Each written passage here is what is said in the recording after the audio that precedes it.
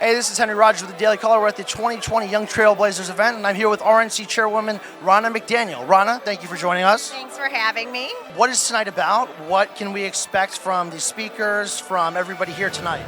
Well, we're celebrating Black History Month, and this is a time where the RNC recognizes trailblazers in our party. We are the party of Lincoln, and tonight we gave an award to Katrina Pearson, who's helped lead the Black Voices for Trump, but also was at the very beginning of the Trump campaign a spokesperson for him, and is somebody who's passionate about reaching out to Black voters and talking about issues that affect those communities. So I want to ask you about some news that just came out today. There was, I think, 16 offices open in Black districts to help out Trump for his re-election and Republicans in general for re-election in 2020. What's that all about? Can you tell me more about it? The president has a message that resonates for every voter, but especially Black voters, when he can talk about the lowest unemployment in history, the millions of jobs that have been created, the economic opportunity zones, and then the First Step Act, which has, since it was passed, released 5,500 people back into their families or reduced their sentences, 90% of those being Black. So he's got a record to run on. We're going to fight for every vote. The Black vote is a vote that we're going to fight for as the Republican Party. We haven't done it enough, and I think we have a great message and a president that can take that message to those communities and really win those votes. And I know you travel all over the country. You're all over the place at all times. Can't keep track of you. What are you seeing from the Black community when you travel? You know, when you go across the country, what are you seeing? Are you seeing some enthusiasm pick up? This is something we have to do as a party more and more. We have to show up in communities that haven't seen Republicans enough. We have to share our message. And what I'm hearing as I travel the country is people are saying, thank you for finally reaching out to us. I didn't know that about the Republican Party. I didn't know that we had the record low unemployment. So if we don't fight and ask for those votes, we're not going to get them. And the other thing it does is it makes us better as a party because we listen to those communities and we hear how we can do better as a party. And I think that's a really important part of the future of the Republican Party, that we're reaching out to voters who haven't heard our message enough, and we're going to fight for them this election. So I don't know if you tuned into the debate last night over in South Carolina. It was kind of crazy. It was a little crazy. Yeah, a little crazy, yeah. I think that's fair to say. Yeah. What are you, I guess, most worried about from the Democratic Party moving forward into 2020? The Democrat Party really has embraced socialism in different degrees, but every candidate talks about a government control eventually of healthcare, a government control of our lives. They don't like school choice. They've all talked about raising taxes, and really that means more and more in the hands of the government. A lot of young voters, they think, oh, that's great. They say everything's going to be free. It's not going to be free. So we have a message that we have to get out, that these things aren't free. You're going to pay for them the rest of your life, and you're actually losing opportunity, and you're changing our democracy if you embrace these socialist ideals that the Democrats are now proposing. So are you praying for Bernie Sanders to win? I'm not praying for any of them to win. I'm praying for Donald Trump to win. Are you kidding? I meant the primary, obviously. But no. I'm prepared for all of them. Listen, Bernie has energy, and I think that's something that can't be discounted. He can fill a stadium with 17,000 people. Joe Biden can't, okay? So they each bring strengths and weaknesses, and we have to be prepared for anybody who comes out of that nominating process. What I know is they're spending a lot of money, and I'm building my ground game towards November of 2020 while they're trying to win the nomination. And finally, what do you think we can expect from President Trump in South Carolina on Friday? Because I know he'll be there for a big rally kind of before this South Carolina caucus goes down and before Super Tuesday. So what are you expecting from the president on Friday? Well, it's really critical that the president's going into these states as the Democrats are there and reminding them they have an alternative and that he's going to be there in November. So I think he's going to go to South Carolina and talk about economic opportunity zones, something that was critical with Tim Scott. Talk about the First Step Act. Talk about the roaring economy and the jobs that are coming back. There's a lot that this president has to tout, and I'm sure he's going to love doing that and stepping on the toes of Democrats who are crisscrossing the state. We're going to be tuned in. We're going to be following you, obviously.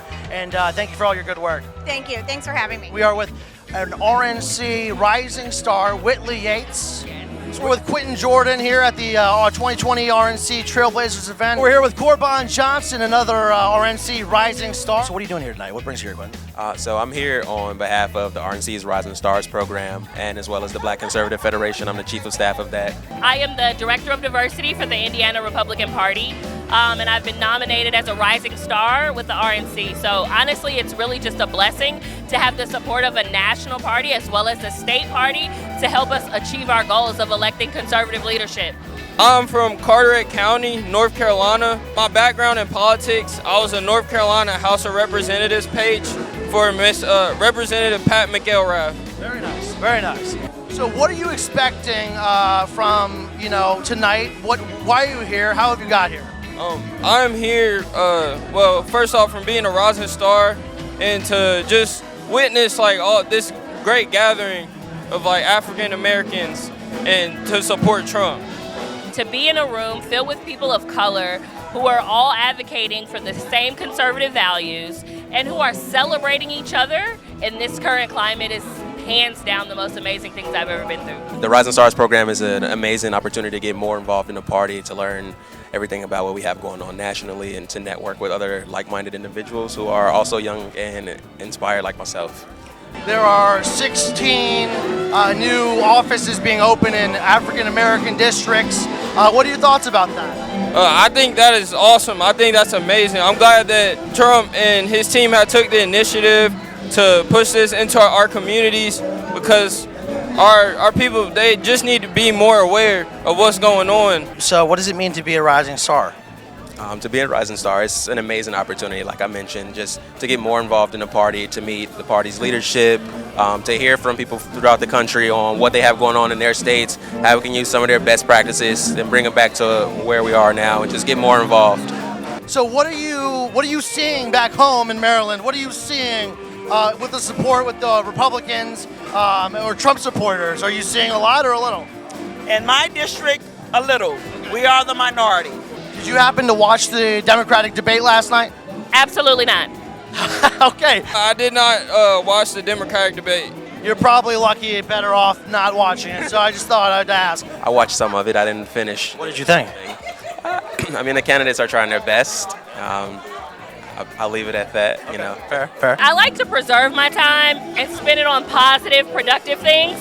I like that. We are the party of purpose. I like that. I need to start doing that more often. Absolutely. Don't get caught up in the crazy. Okay, all right. Positive and productive. Have you lost a lot of friends because you support the president? Absolutely, absolutely. I'm actually a convert. I changed my party in 2012. So I walked away from the Democratic Party and I joined the Republican Party in 2012. And friends who I thought were very close to me, best friends from college, when they knew that I was a Republican, immediately cut me off. So it's unfortunate, but it is what it is. So you're going to keep trucking, you're going to keep fighting. Oh, absolutely. And I have a feeling we're going to see your face around more often. I hope so. I look forward to it. All right, well, best of luck to you. Thank you very much. So what are you predicting for Trump in 2020? Are you predicting a landslide, or what are you predicting? I'm definitely predicting a landslide. Indiana was one of the first states to get him on the ballot with the coordinated help, and we're going to continue the same momentum that we've had in the past 4 years for the next 4 years. How are you expecting President Trump to do in the election? I'm expecting him to come through and win my state. I'm from North Carolina, so I expect him to win my state. What are you expecting Trump's outcome to be in 2020? My prediction is a landslide victory, but I don't want people to hear that and think that we don't have work to do, regardless of who the candidate is, right? The Democrats will be hungry to steal that election from us, so we have to do our job and make sure that that doesn't happen.